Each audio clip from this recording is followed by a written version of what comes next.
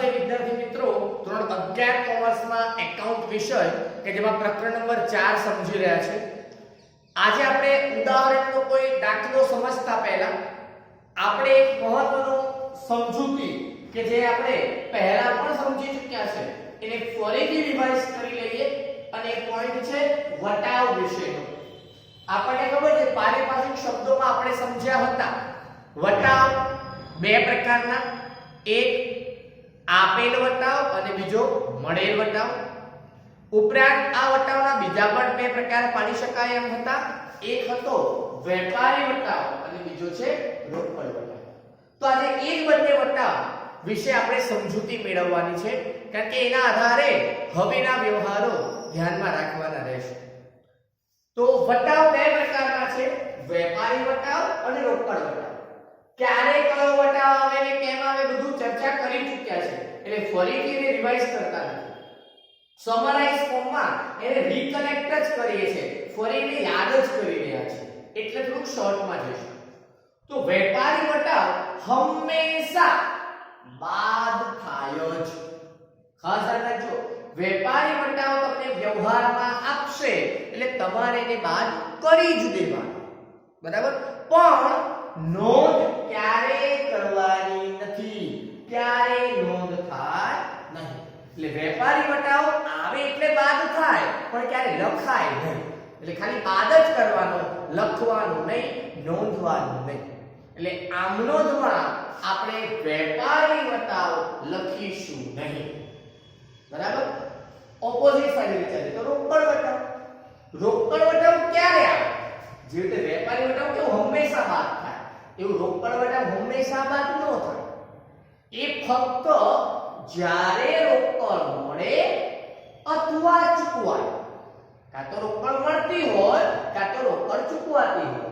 એનો અર્થ કે રોકડ વ્યવહાર હોય. અહીંયા રોકડની સાથે બેંક પણ તમારે સમજી લેવાનું, બરાબર? તો જ્યારે રોકડ મળે અથવા ચૂકવાય ત્યારે જ ગણાય, અને ગણીએ એટલે બાદ પણ થાય. ખ્યાલ આવે છે ને? હા. તો રોકડ વટાવ રોકડ મળે અથવા ચૂકવાય ત્યારે જ ગણીને બાદ કરવાનો. જ્યારે વેપારી વટાવનો બાદ કરી દેવાનો, એના માટે કઈ વિચારવાનું જ નહીં. વ્યવહારમાં વટાવમાં વેપારી વટાવ આવે એટલે કેલ્ક્યુલેટર લઈ માઈનસ કરી જ દેવાના. પણ રોકડ વટાવમાં એવું નથી. ક્લિયર? રોકડ મળે કે રોકડ ચૂકવાય ત્યારે જ ગણીને બાદ કરવાનું. હવે જ્યારે આપણે એને ગણીએ છીએ, બાદ કરીએ છીએ, તો બાદ થાય તો નોંધ થાય જ. જો તમે એને બાદ કરો છો તો પછી નોંધ પણ કરવી પડે. આમાં બાદ થાય પણ નોંધ થતી નથી. જ્યારે અહીંયા બાદ થાય તો નોંધ થાય જ, બરાબર છે? હવે જો નોંધ થાય તો નોંધ કરવાની કેવી રીતે? તો કે જો વટાવ આપેલ વટાવ હોય, જો વટાવ આપેલ વટાવ હોય તો એ આપણા માટે ખર્ચ કહેવાય. અને ખર્ચ તરીકે ઉપજ ખર્ચ ખાતાનો નિયમ લાગુ પડે એટલે ખર્ચ તરીકે શું કરવું પડે?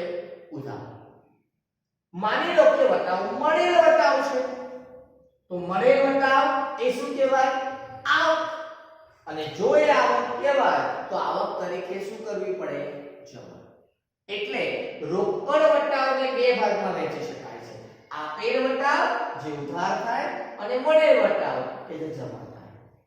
ચલો હવે કોઈ મને વિચારીને કહી શકે કે આપણે વટાવ આપીએ ક્યારે?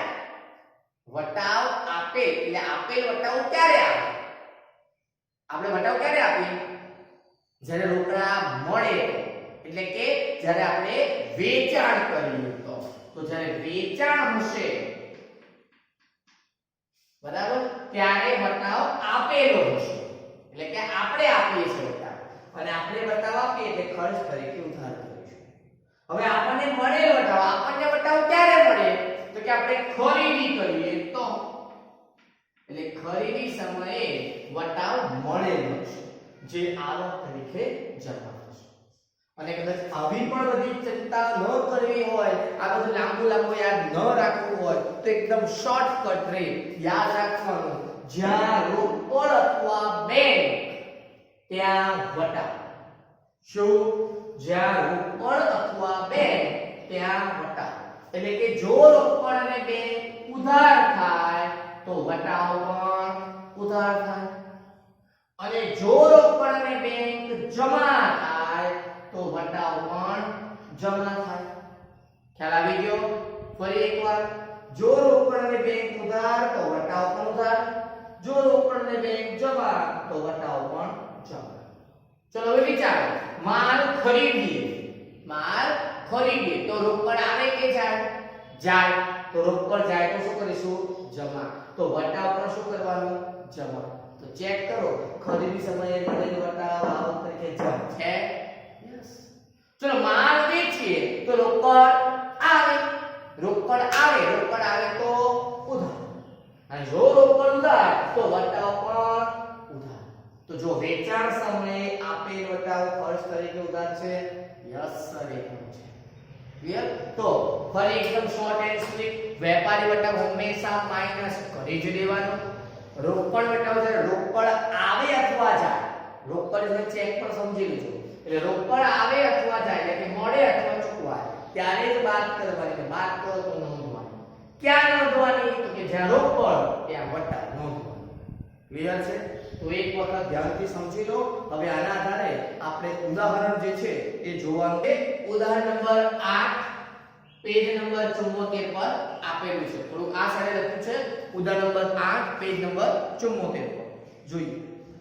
નીચેના વ્યવહારો મહેન્દ્ર સંઘવીના ચોપડે આમનોંધમાં લખો. 2014 જુલાઈ 1.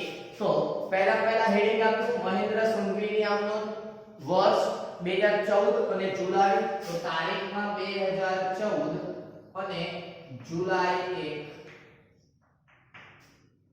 ચલો શરૂઆત કરીએ. તરુણા ટ્રેડર્સ માંથી 10,000 નો માલ 10% વેપારી વટાવે ખરીદ્યો. ચલો માલ ખરીદ્યો એટલે યસ, ખરીદ ખાતે ઉધાર. તો લખીએ છે ખરીદ ખાતે ઉધાર. બરાબર. કેટલા રૂપિયા? તો કે 10% કયો વટાવ છે? વેપારી વટાવ, એટલે બાદ કરી જ દેવાનો. તો કેલ્ક્યુલેટર સ્ટાર્ટ કરો અને કેલ્ક્યુલેટર પર 10,000 માઈનસ 10%, આવું ડાયરેક્ટ દબાવી દો.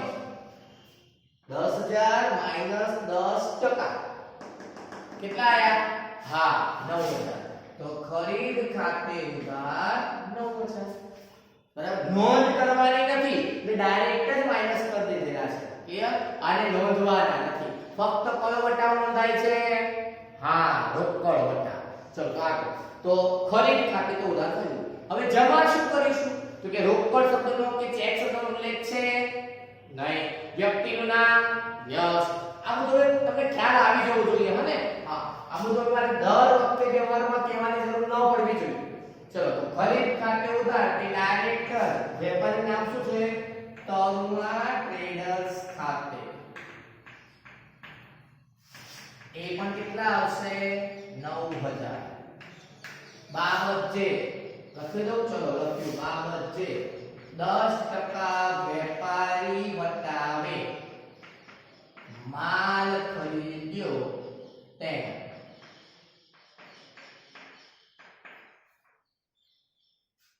ઓકે.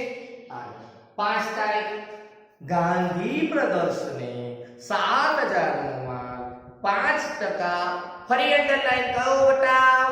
વેપારી વટાવે રોકડેથી વેચ્યો. માલ વેચ્યો એટલે વેચાણ જમા. ક્લિયર? ઉધાર શું? તો કે રોકડ, બેંક, વ્યક્તિ અથવા બધું. શું છે? તો કે રોકડેથી વેચ્યો છે ને? હા, તો શું ઉધાર થશે? યસ, રોકડ. રોકડ ખાતે ઉધાર તે વેચાણ ખાતે. બરાબર. હવે રકમ કેટલી? એ હું સમજાવું બ્રેકેટમાં. 7,000 નો માલ 5% કયો વટાવ છે? વેપારી. એટલે હું ડાયરેક્ટ જ બતાવું છું. 7,000 માઈનસ 5%. તમે પણ કરો કેલ્ક્યુલેટર પર. 7,000 માઈનસ 5%. આવે છે કરતા? હા, કેટલું આવ્યું? 6650 આવ્યું. 6650. તો 6650 6650 હવે બાબત જે લખજો હને હા કોઈ જગ્યાએ લાગશે તો લખીશ બાકી તમારે લખતું રહેવું પડશે આ 8 તારીખ રૂપિયા 12000 નો માલ મંગળદાસ પાસેથી 10% વેપારી વટાવે કયા વટાવે વેપારી વટાવે તો વાત કરી દેવાનો હા અને 5% રોકડ વટાવે ખરીદ્યો પણ હવે રોકડ વટાવ આપે એટલે માઈનસ તરત નહીં કરવાનું વેટ એન્ડ વોચ આગળ વાંચો જો રોકડ આવે અથવા જાય ને તો જ નાણાં રોકડા ચૂકવ્યા નાણાં કીધું ચૂકવ્યા રોકડા એનો મતલબ રોકડ આવશે બરાબર અથવા જશે તો એનો મતલબ કે આપણે આ રોકડ વટાવ પણ ગણવો પડે તો પહેલા વ્યવહારને ફરી સમજી લઈએ કે 12000 નો માલ મંગળદાસ પાસેથી ખરીદ્યો હવે માલ ખરીદો એટલે ખરીદી ઉધાર તો તારીખ કઈ છે 8 એટલે ખરીદ ખાતે ઉધાર રકમ પછી લખીએ છીએ બરાબર તે નાણાં ચૂકવ્યા એટલે રોકડ ખાતે તે રોકડ ખાતે અને જ્યાં રોકડ કે બેંક ત્યાં યસ વટાવ તો તે વટાવ ખાતે આ કયો વટાવ લખ્યો છે હા રોકડ વટાવ જે હજુ સમજાવવાનું તમને બાકી છે પણ ખરીદ આમનો દબિયા માલ ખરીદ્યો એટલે ખરીદ ખાતે ઉધાર તે નાણાં ચૂકવ્યા એટલે તે રોકડ ખાતે અને જ્યાં રોકડ છે ત્યાં રોકડ વટાવ છે એટલે વટાવ ખાતે હવે રકમ સમજીએ તો રકમ કેવી રીતે આવશે તો કે માલ કેટલાનો ખરીદ્યો છે તો કે 12000 નો તો અહીંયા સમજાવું છું ધ્યાન રાખજો તો 12000 નો માલ છે માઈનસ પહેલેથી વેપારી વટાવ તો ડાયરેક્ટ જ માઈનસ કરવા કેલ્ક્યુલેટર પર 12000 માઈનસ 10% કેટલા થયા હા 10800 હવે આ ભૂલી જવાનું હવે 10800 જ આપણી ખરીદી કહેવાય વેપારી વટાવ બાદ કર્યા પછીની રકમ છે એ જ રકમથી આપણે આમનોંધ આપીએ છીએ જુઓ ખરીદ ખાતે ઉધાર વેપારી વટાવ બાદ કર્યો પછી લખ્યું હા રોકડ ખાતે ઉધાર વેપારી વટાવ બાદ કર્યા પછીની રકમ લખ્યું તો અહીંયા પણ ખરીદ ખાતે ઉધારમાં 12000 માંથી 10% બાદ કરીએ રકમ આવશે 10800 એ જ લખીશું તો અહીંયા તમને સમજવા માટે લખી દઈએ કે 12000 માઈનસ 10% એટલે કેટલા આવશે 10800 પણ આ 10800 આપણને પૂરેપૂરા રોકડમાં નહીં મળે કેમ કારણ કે આપણે એની સામે વટાવ આપ્યો છે 5% તો આ 10800 ના આપણે 5% કરી દેવાના 10800 ના કેટલા કરવાના 5% કરવાના એનો મતલબ લખવાના છે તો જ્યાં લખવાના છે ને ત્યાં હું ગુણાકારની નિશાની રાખું છું ધ્યાન રાખજો શેની રાખું છું ગુણાકાર જે નથી લખવાના એને ડાયરેક્ટ માઈનસ કરી દીધું છે ક્લિયર અને જે લખવાના છે એને ગુણ્યા કરવાના છે તો ચલો કેલ્ક્યુલેટર પર 10800 ગુણ્યા 5% કરો કેટલા આયા 540 એ 540 તમારે વટાવના એમાં લખી દેવાના છે ખરેખર 540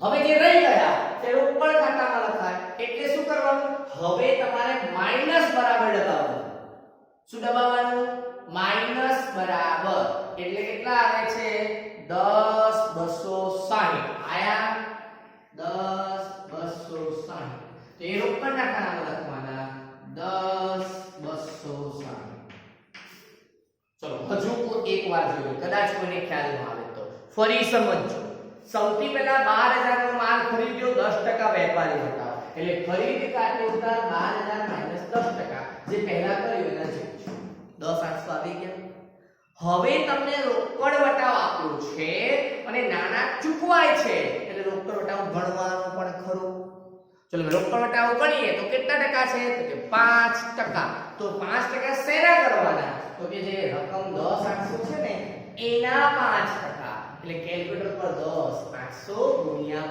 5% કેટલા આયા યસ 540 એ વટાવવા લખ્યા અને પછી એ રકમમાંથી રકમ બાદ કરી શકો તમે બરાબર છે જો જેને કેલ્ક્યુલેટર બરોબર ન ફાવતું હોય ને એ લોકો જૂની મેથડ વાપરો કે 10 800 ભરી લખો 540 બાદ કરો 10 260 મળી જશે. પણ જેને થોડુંક સ્માર્ટ બનવું છે તમને કેલ્ક્યુલેટરનો ઉપયોગ કરતા આપણે શીખવું પડશે. બરાબર? એક જ વખત કેલ્ક્યુલેટર આપણને બધી રકમ મળી જાય, લખી શકાય. શું કરવાનું? ચલો ફરી એકવાર બતાવો. કેલ્ક્યુલેટર સ્ટાર્ટ કરો. કર્યું? ચલો 12000 માઈનસ 10% કેટલા આયા? 10800 લખી દીધા. બરાબર છે? હવે ગુણ્યા દબાવો 5 અને ટકા દબાવો. કેટલા આયા? 540 એ લખી નાખો બતાવું લાઈનમાં.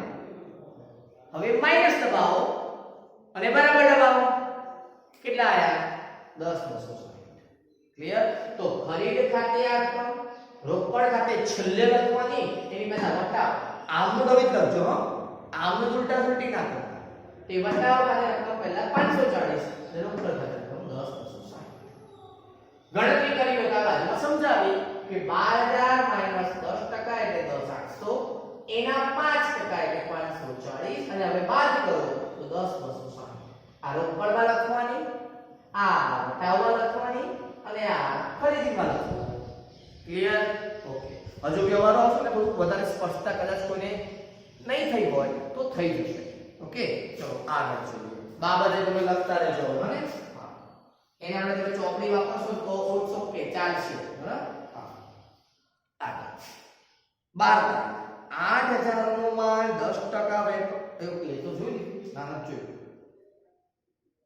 અલા આપણે ભૂલ થઈ ગઈ ને. ના ના બરાબર છે. 1 5 8 થઈ ગયું. 10 તારીખ આ 10 તારીખ. હા.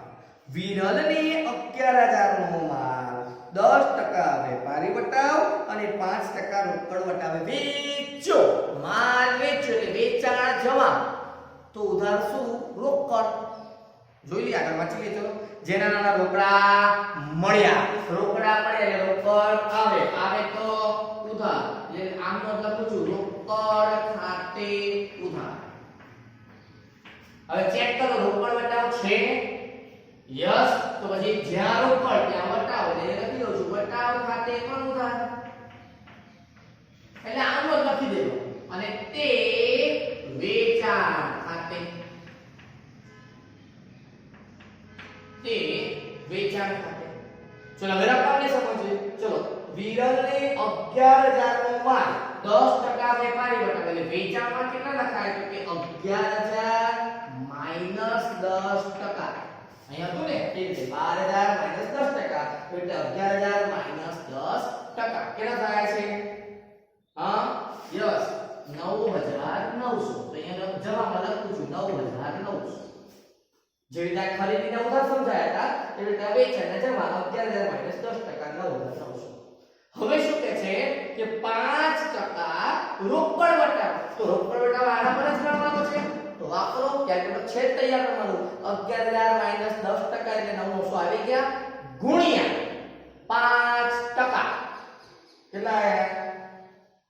495. એ શાના લખવાના? વટાવ 495. અને હવે માઈનસ બરાબર કેટલા આયા? 9405. ક્લિયર? તો ફરી એકવાર સમજી લેજો. આ ગણતરી કરી છે એવી ફરતી કરવી હોય તો સમજી લો. ચલો આની ગણતરી. પહેલા કેટલા રૂપિયા લીધા મેં તમને? 11000. હવે 10% થી માઈનસ માંથી માઈનસ ડાયરેક્ટ દબાવવાનો એટલે મળશે 9900.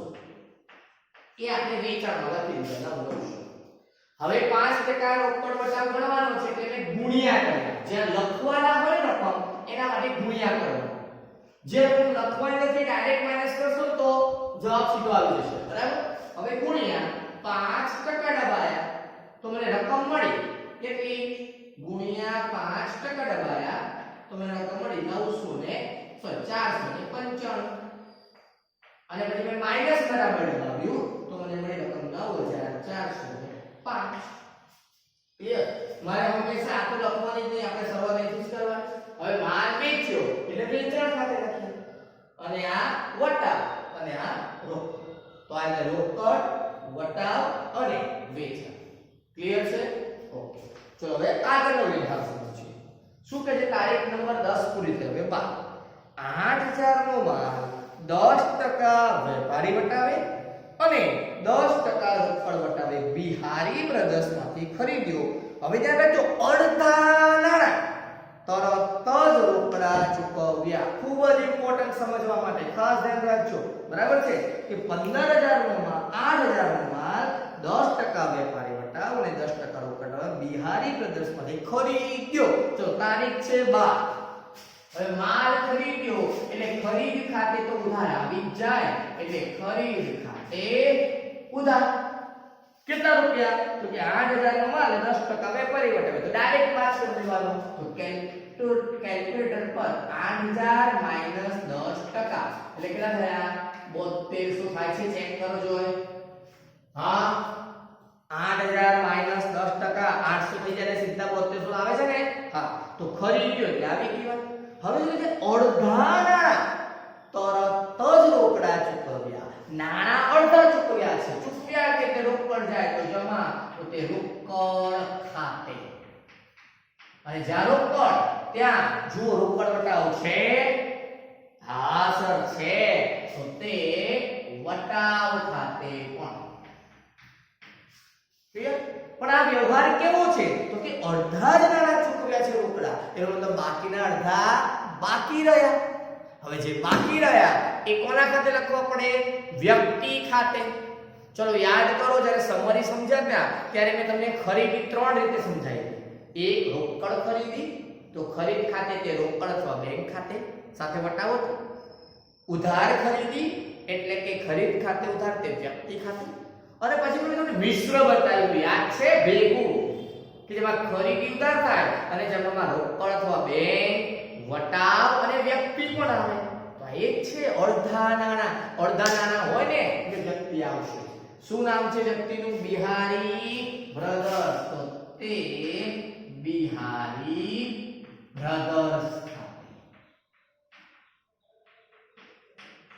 ક્લિયર? હવે રકમ કેવી રીતે લખીશું સર? બરાબર, તો ખરીદ ખાતે તો વાત સમજાય ગઈ કે 8000 માઈનસ 10% એટલે 7200.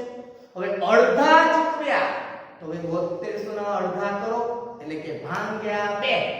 કેટલા આયા? 3600 આયા ને. હા, એ 3600 પર હવે તમારે વટાવ ગણવાનો છે. કેટલો છે? 10%. તો 3600 ના 10%. ચલો ગણતરી પણ સમજાવો એટલે ખ્યાલ આવે. પહેલા 8000 નો માલ હતો, એમાંથી 10% ડાયરેક્ટ કાપી નાખ્યા, તો રકમ આવી 7200 આવી ગઈ. હવે અડધા કરવાનું કીધું, તો 7200 ના અડધા કેટલા થાય? 3600. હવે આના ગુણ્યા 10%. વટાવ અને રોકડ વટાવ અડધા પર જ ગણાય. જે રૂપિયા બાકી છે એના પર રોકડ વટાવ ગણાય નહીં. જેટલી રોકડ આવે અથવા જેટલી રોકડ જાય એના પર જ રોકડ વટાવ ગણાય. તો ચલો ગણીએ હવે. તો કે અડધા 3600 ના 10% 360 અને માઈનસ કરીને બરાબર કરો તો કેટલા થશે? કેટલા થયા? 32 40. ક્લિયર? અને બાકીના જે અડધા રહી ગયા એ 3600 છે. ઓકે, તો હવે આની અસર આપવા માટે આપણે 8000 માઈનસ 10% 3200 તો ખરીદ ખાતેમાં લખી નાખ્યા. હવે રોકડ ખાતેમાં કેટલા લખવાના? તો કે રોકડ વટાવ બાદ કર્યા પછી 32 40. તો રોકડમાં લખવાના 32 40. પછી વટાવમાં લખવાના એની ઉપર 360 અને બિહારી પ્રદેશમાં જે રહી ગયા અડધા એ લખવાના 3600. બરાબર છે? તો આ રીતે વ્યવહારને સમજવાનો છે. ક્લિયર? અડધા અડધા આવે તો ખાસ ધ્યાન રાખજો. કુલ રકમના અડધા ભાગ કરી અને અડધા પર જ રોકડ વટાવ કર્યો છે અને જે વટાવ કર્યો એ તમે ત્યાં નોંધ્યો છે. ઓકે, અને બાકીના જે અડધા રહી ગયા તે વ્યક્તિ ખાતે લખેલા છે. ઓકે, ચલો આગળ. તારીખ આવી 15. 15000 નો માલ B1 ને 10% વેપારી વટાવે અને જો 20 તારીખ સુધીમાં નાણાં ચૂકવે તો 10% રોકડ વટાવે વેચે. ખાસ ધ્યાન રાખજો, રોકડ વટાવ આપ્યો છે ખરો, પણ વેચાણ રોકડથી છે એવી કોઈ સ્પષ્ટતા ખરેખર દેખાતી નથી. ફરી વાંચો. રૂપિયા 15000 નો માલ બીમલને 10% વેપારી વટાવે અને જો 20 તારીખ સુધીમાં નાણાં ચૂકવે તો 10% રોકડ ટાળવે છે. એનો મતલબ હાલમાં તો રોકડ ચૂકવતો નથી, અને જો હાલમાં રોકડ નથી ચૂકવતો તો રોકડ વટાવ ગણાય નહીં. એટલે આપણે ફક્ત વેપારી વટાવ ગણી અને આમનો આપીશું. અને માલ વેચ્યો એટલે વેચાણ જમા. કોને વેચ્યો આપણે? બીમલને. તો બીમલ ઉધાર. તારીખ લખીશું કઈ? 15. તો 15 તારીખ લખી. કોના ખાતે છે? તો કે બીમલ ખાતે ઉધાર. કેટલા રૂપિયા? તો કે માલ 15000 નો, એમાંથી 10% વેપારી વટાવ માઈનસ કરી દેવાનું. ચલો કેલ્ક્યુલેટર વાપરો. 15000 માઈનસ 10%. કેટલા આયા? યસ, 13500. બરાબર. માલ વેચ્યો એટલે તે વેચાણ ખાતે સેમ રકમ કેટલી? 13500. બાબત જે તો લખો છો તમે? હા, બાબત જે લખેલી તે છોડી દેવાનું. ચલો હવે એક વ્યવહાર એની સાથે કનેક્ટેડ છે, તે 18 તારીખ. શું કે છે? તારીખ 15 ના વેચાણ પૈકી, એટલે 15 તારીખે વેચાણ કર્યું એના પૈકી અડધી રકમ એટલે 13500 ના અડધા. પછી કેલ્ક્યુલેટર વાપરો, હમણાં નહીં, ઉતાવળ. અડધી રકમનો ચેક બીમલે આપ્યો. એટલે બીમલે આપણને ચેક આપ્યો, પણ પૂરેપૂરો નહીં. 13500 નો નહીં. કેટલો? અડધી રકમ જે બેંકમાં ભર્યું. ચલો પહેલા સિમ્પલ આમનો સમજી લઈએ. બેંકમાં ભર્યું એટલે બેંક લેનાર, અને લેનાર ખાતે ઉધાર. તો પહેલા 18 તારીખ બેંક ખાતે ઉધાર. રકમની ચિંતામણ ન કરો. બરાબર. ચલો બેંકમાં ભર્યો એટલે બેંક લેનાર, લેનાર ખાતે ઉધાર થઈ ગયું. હવે જ્યાં રોકડ અને બેંક ત્યાં વટાવ. બરાબર. તો વટાવ આવશે કે નહીં? તો કે જો 15 તારીખે એવી કન્ડિશન કરી હતી કે ભાઈ 20 તારીખ સુધીમાં નાણાં ચૂકવો તો વટાવ મળશે. બરાબર. આજે કઈ તારીખ થઈ? તો કે સર 18 થઈ. તો 20 પહેલા આવી ગઈ. 15 તારીખે કીધું હતું કે 20 તારીખ પહેલા ચૂકવો તો વટાવ આપીશું, અને આજે તારીખ 18 છે તો વટાવ આપવો પડે કે નહીં? આપવો જ પડે ને સાહેબ. તો આપી દો. કેટલો વટાવ કીધો તો કે 15 તારીખમાં જોવું પડે. તો 15 તારીખમાં જુઓ કે 10% રોકડ વટાવ છે, તો વટાવ પણ 10% આપવો પડશે. બરાબર. તો વટાવ ખાતે ઉધાર. રકમ બધી પછી સમજાવું છું, થોડું ધ્યાન રાખજો. બરાબર. અને હવે આ ચેક આપણને આપ્યો કોણે? બીમલે. તે આપનાર ખાતે જમા, તે બીમલ ખાતે. પહેલા આમનો ક્લિયર થઈ. ફરી એકવાર, બીમલે 15 ના વેચાણ પૈકી અડધી રકમનો ચેક આપ્યો જે બેંકમાં ભર્યો.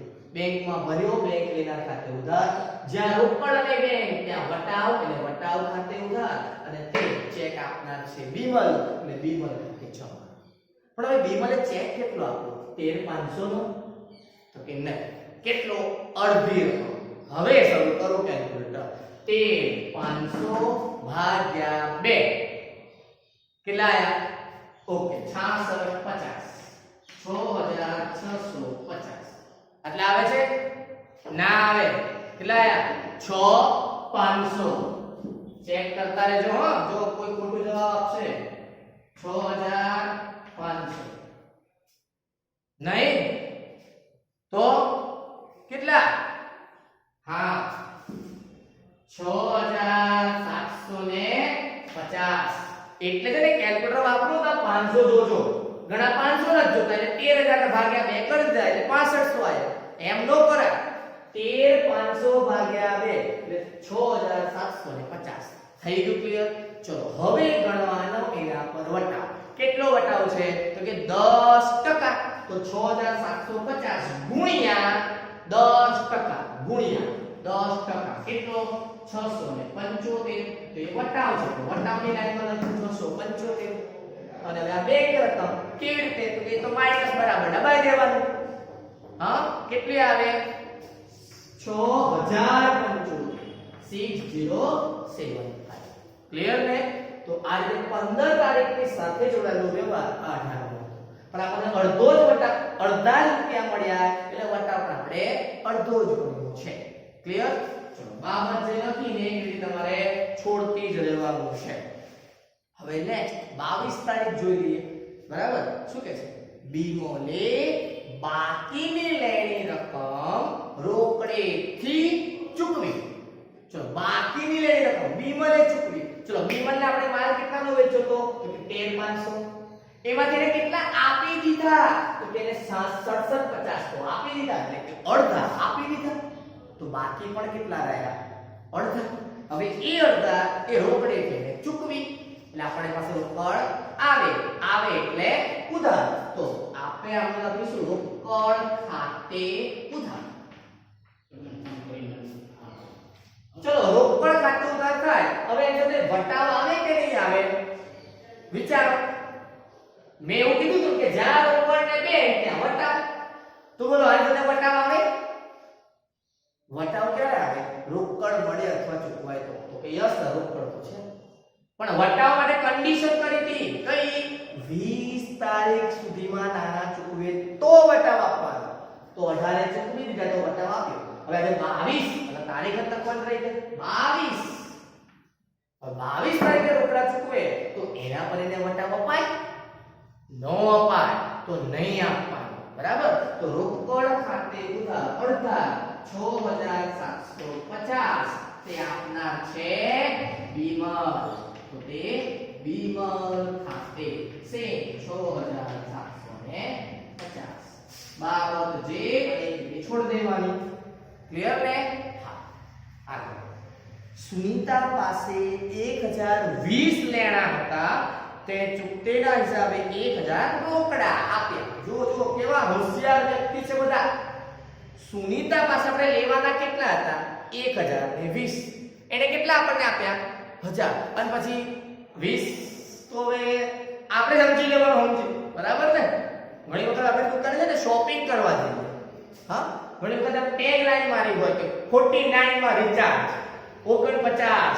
999 રૂપિયા પછી 49 થાય કે 999 થાય ને આપણે 1000 રૂપિયા આપે તો 1 રૂપિયો પાછો ન થાપતો હા 49 રૂપિયા આપે તો 50 ની નોટ મૂકી દીધી પહેલા પછી રૂપિયો પાછો ન આપે આપણે ઇનડાયરેક્ટલી સમજી લેવાનું કે ગયા આવે તો એ ન મળે અહીં એવું જ છે જો સુનીતા પાસે 1020 લેના હતા તેણે અંડરલાઈન કરજો ચૂકતેના હિસાબે હિસાબ ચૂકતે કરી દીધો કેટલા રૂપિયા આપીને 1000 આપ્યા તો 20 રૂપિયા તો ભૂલી જ જવાના ને તો જ્યારે આવી રીતે હિસાબ ચૂકતે કરવા માટે કોઈક રકમ ઓછી મળે અથવા આપણે કોઈને ઓછી આપીએ તો એ રકમને કસર તરીકે ઓળખવામાં આવે છે શું કીધું ફરી સમજો જ્યારે હિસાબને ચૂકતે કરવા માટે જે રકમ ઓછી આપવામાં આવે કે મળે એ ઓછી રકમને કસર કહેવાય અને કસર એટલે બીજું કઈ નહીં ઇનડાયરેક્ટલી વટાવત છે તો જેવી અસર વટાવણી આપીએ છીએ એવી જ અસર કસરની આપવાની એટલે જ્યાં રોકડ ને બેંક ત્યાં વટાવ એ જ રીતે જ્યાં રોકડ ને બેંક ત્યાં કસર તો ચલો શરૂઆત કરીએ સુનીતા પાસે લેણા હતા રોકડા આપ્યા એને રોકડા આપ્યા એટલે આપણી પાસે રોકડ આવે તો ઉધાર એટલે આપણે આમનું લખી રોકડ ખાતે ઉધાર કેટલા રૂપિયા આયા 1000 તો જ્યાં રોકડ ત્યાં આવે કસર તો કસર ખાતે પણ શું કરી દેવાનું ઉધાર કેટલા ના મળ્યા 20 રૂપિયા તે આ બધું આપ્યું કોણે તો કે સુનીતાએ તે સુનીતા ખાતે કેટલા ટોટલ 1020 બાબત જે લખવાની અને કીધી છોડવાની ક્લિયર તો હવે છેલ્લો વ્યવહાર છે જગ્યા પણ ઓછી જ છે પૂરી કરી દઈએ છે બરાબર છે છેલ્લો વ્યવહાર 31 તારીખ વૈશાલીને 810 ના દેવા પેટે 800 નો ચેક આપી હિસાબ ચૂકતે કર્યો અહીંયા પણ અંદર હિસાબ ચૂકતે કર્યો શું આપ્યું ચેક આપો એટલે બેંક જાય તો જમા તો જ્યાં બેંક ત્યાં વટાવ અને ત્યાં કસર હવે ઉધાર કોણ તો કે વૈશાલી તો છેલ્લી તારીખ 31 વૈશાલી ખાતે ઉધાર કેટલા પૂરેપૂરા 810 તે ચેક આપ્યો છે ને ચેક આપી જુઓ તો આપણે શું લખવાનું બેંક ખાતે કેટલા છે 800 નો આપ્યું એટલે 800 અને 10 રહી ગયા તો તે અસર ખાતે બરાબર છે તો આ રીતે માલની ખરીદી અને વેચાણ સમયે જે વેપારી વટાવ અને રોકડ વટાવ આવે તેમજ હિસાબ ચૂકતી કરતી વખતે તફાવતની રકમ અસર ખાતે લખાય એ કેવી રીતે સમજવાનું એનો ખૂબ જ ઇમ્પોર્ટન્ટ દાખલો એવું કહી શકાય કે આ દાખલો છે નંબર 8 ફરીવાર જોજો ધ્યાન રાખીને જોજો બરાબર ઇમ્પોર્ટન્ટ વસ્તુ છે કન્ફ્યુઝન થાય ડાઉટ લાગે નંબર છે મેસેજ કરો તો ડાઉટ ક્લિયર કરીશું ક્લિયર પણ ધ્યાનથી સમજજો આના પર જ હવે વધારે વ્યવહારો તમને મોટા દાખલાની અંદર આવશે મોટા દાખલા એટલે કે જેમાં ઘણા બધા વ્યવહારો હશે હા પરીક્ષાનો દાખલો ન આવે પણ સમજવા માટે આપણને કામ લાગશે તો ખાસ ધ્યાનથી જોઈ લેજો ઇમ્પોર્ટન્ટ છે